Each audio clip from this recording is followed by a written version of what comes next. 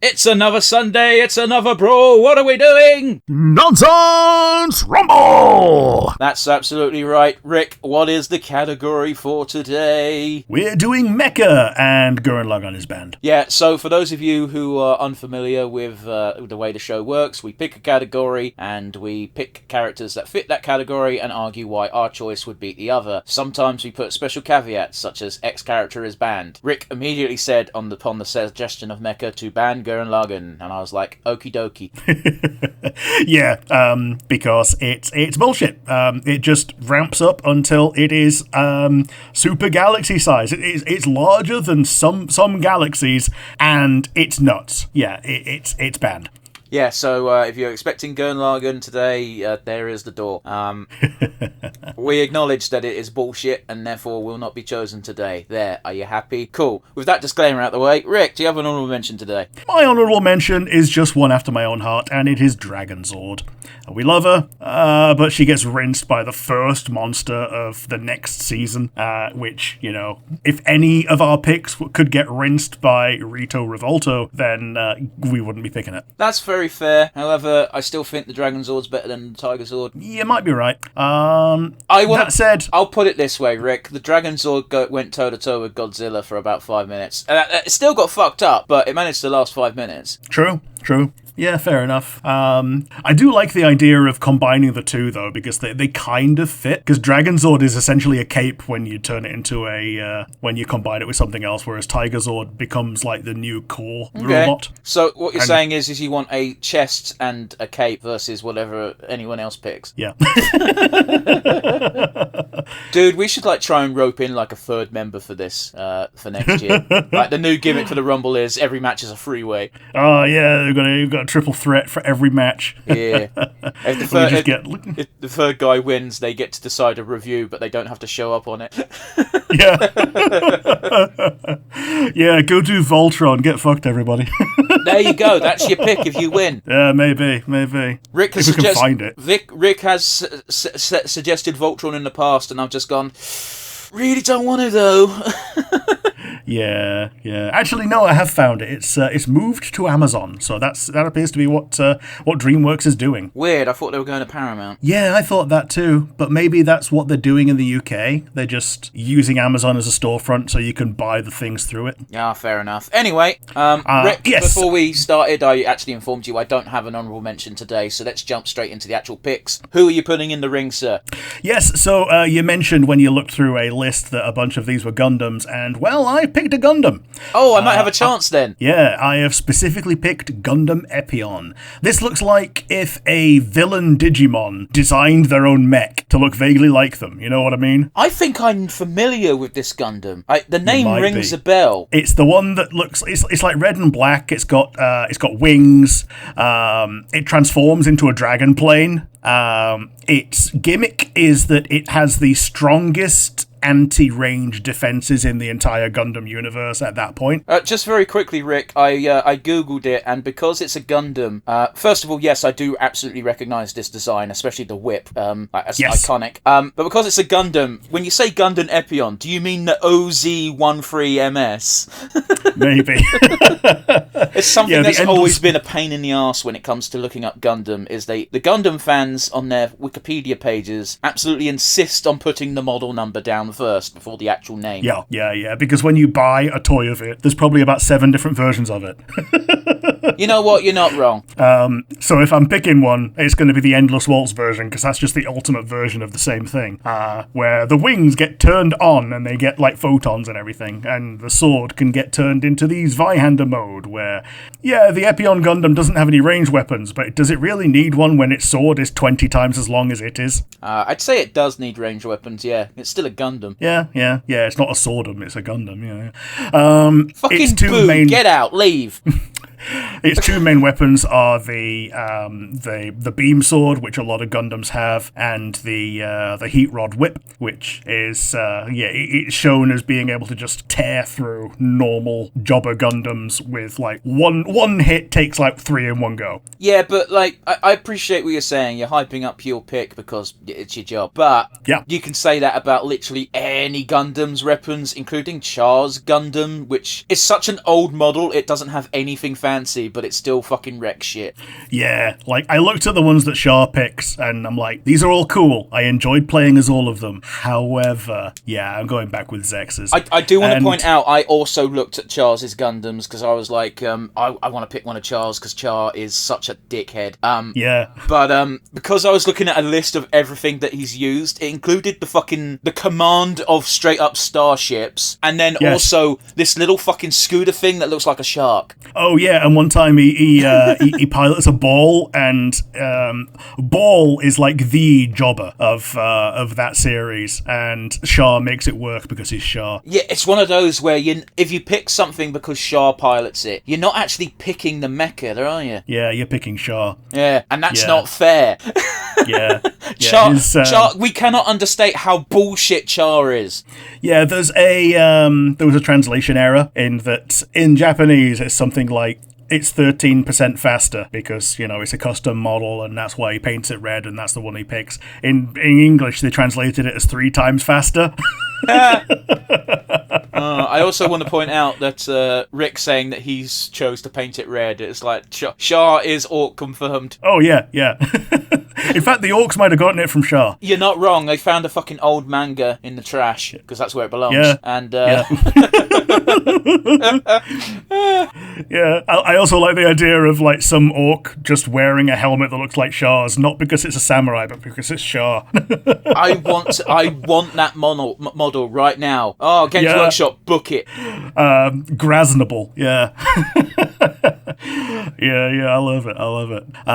But yeah, it also has a future prediction system, which essentially gives the pilot the force, with the downside of not being able to recognize friend from foe. But in a 1v1, it's pretty strong.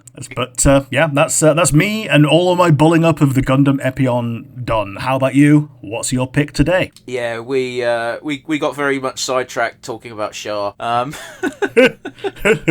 My pick is not, in fact, from the Gundam universe. It's from another sci-fi universe near and dear to my heart. I am putting into the ring Mecha King Ghidorah. Mecha King Ghidorah. Yes. Right. So Mecha Godzilla is pretty cool. However, Mecha King Ghidorah is cooler.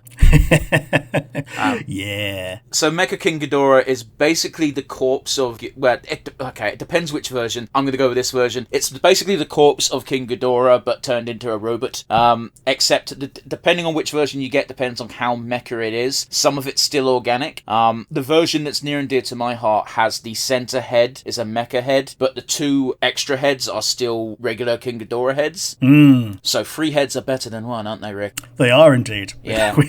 We had this in a previous episode this month. We did. It wasn't this month. It was this month. We were talking about High Dragon. Oh yeah, sorry.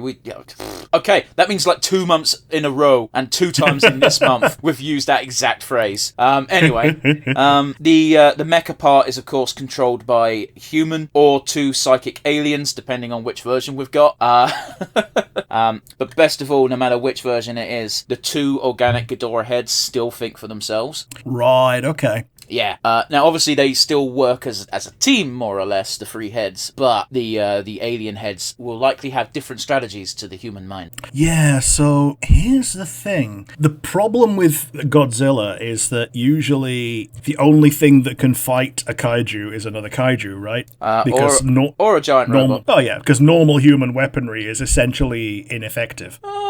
Yeah, traditional military means. Although, you're also living in the Godzilla universe, where, unless it's OG Godzilla, because Japan has got a real military fetish, they pretend that they've got massive laser weaponry. Sure.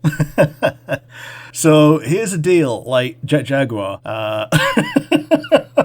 I very nearly picked Jet Jaguar, by the way. Yeah, Jet Jaguar is meant to be able to stand toe-to-toe with almost all... Oh, no, he can't. No, he can't. Okay. One-on-one, he gets fucking owned. Oh, yeah, one-on-one he gets owned. Yeah, he's meant to be able to team up with Godzilla to win against most things that matter. I want to point out, Rick, I've shown you that movie. Jet Jaguar ain't shit. Godzilla did all the work. Yeah, Jet Jaguar was just there to smile and shake hands. Jet Jaguar, don't forget, only exists because of a fan competition. Yeah.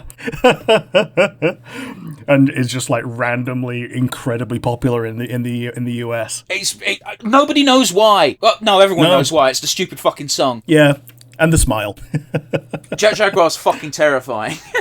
The reason I didn't pick Jet Jaguar is he's got no ranged weaponry at all. Well, actually, no, that's a lie. He's got some, but it's crap. Yeah, man. Jet Jaguar versus Dragonzord. A Dragonzord. Yeah. Jet Jaguar's maybe. too busy trying to be friends with everyone because he's a fucking loser. Yeah. So we've come up with your honourable mention. It's just actually Jet Jaguar. It's not no honourable mention. It's Jet Jaguar. No, there is no honourable mention. He doesn't even deserve that. I don't like... Okay, Jet Jaguar is a dishonourable mention. I don't fucking like Jet Jaguar. Oh, jeez, I just think he's goofy. Anyway, he's actually a pretty good iteration of why human-made weapons are not meant to stand against kaiju, and things like Mechagodzilla and Mecha King Ghidorah are the exceptions that prove the rule. But Rick, he wasn't a weapon. He was meant to be a butler. Yeah, fair enough. And he just so happened to break his size limiter or something. Yeah, it still makes no goddamn sense. Anyway, King Ghidorah. It's King Ghidorah but a robot. There, that's my argument. He can survive in space, so if we made this a space battle for whatever fucking stupid reason, that wouldn't be an issue. He's got his triple lightning blast, but he's also been supplemented with rockets. So yeah, he does have melee, however, I think this battle is probably going to have to be it's going to be keep away from both sides, isn't it? Yeah, so Ghidorah's going to want to keep the distance, and Epion's going to want to close in. Well, again, you got to bear in mind that if you, I appreciate you've not seen these. King Ghidorah is lethal in close combat. So the reason why I'm saying a ranged fight is because you mentioned that he had a big fuck off sword. Yeah, that so was he's got effectively his ranged weapon. Yeah, he's got a sword that's it can be 40 times as big as it is when he puts it in Zweihander mode. I think the downside of that is it diverts power away from shields, so it removes one of his biggest strengths against ranged artillery. I think King Ghidorah's got this one based on range and the fact that he can fire 3 concentrated lightning blasts at once, and that's not even getting into the man-made missile bullshit. Yeah. And then if this fight got into close range, well, guess what? Those fucking those extra heads are basically arms. He is a grapple king. Yeah. Well, owing to the fact that the person in the suit is using the arms. I mean, that is entirely the reason why he has that in his moveset, but still. Yeah. A fun fact, actually, it took 4 people to move the King Ghidorah suit. Okay, cool. One for the body and one for each head. Sweet. It was a big suit. I think I'm about ready to concede on this one. I didn't pick the absolute bullshit most OP Gundam. I just picked the one that I like the most. Well, if you want to get technical, I'm pretty sure Mecha Godzilla could probably kick the shit out of Mecha King Ghidorah, but Mecha King Ghidorah is way cooler. Yeah.